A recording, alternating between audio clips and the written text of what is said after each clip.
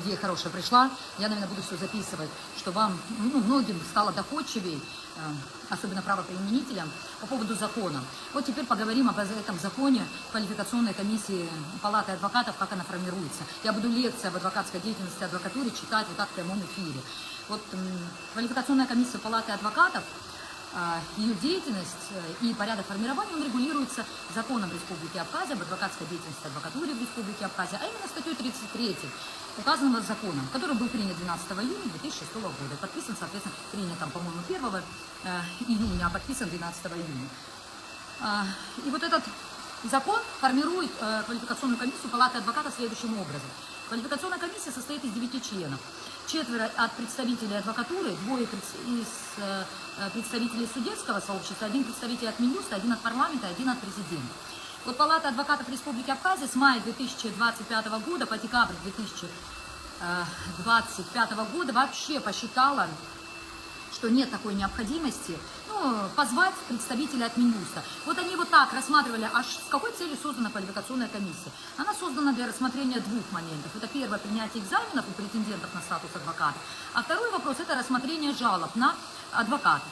И вот эти функции выполняет квалификационная комиссия Палаты адвокатов. И вот Палата адвокатов Республики Абхазия, несмотря на то, что они знали о том, что уполномоченное лицо от Министерства юстиции, которое было уполномочено представлять ведомство Министерства юстиции в адвокатуре, там приказ был, письмо было направлено в адвокатуру 7, по-моему, мая 2024 года.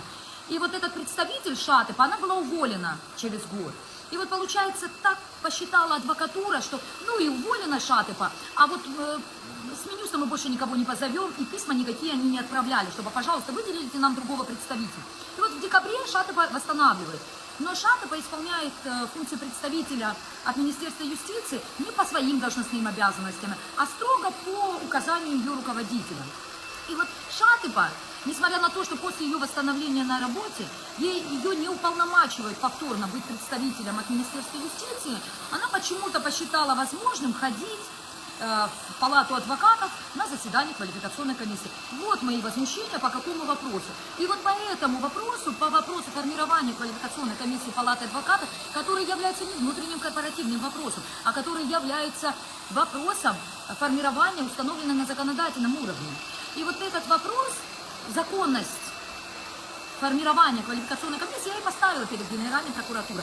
Месяц они думали и поняли спустя месяц, что вот вопросы внутреннего формирования, и вообще адвокатура такое сообщество, которое регулирует свою деятельность самостоятельно, вот в нее вмешиваться никто не может. Слушайте, а как вы смотрите, проверяете деятельность благотворительных фондов и так далее? Это что-то не коммерческая организация. Или там можно, здесь нельзя и так далее. То есть нет такой организации в стране, на планете Земля, в деятельность которой не может ворваться, грубо говоря, прокуратура и провести законность ее деятельности. Поэтому не надо такие давать ответы. Они вот меня заставляют нервничать.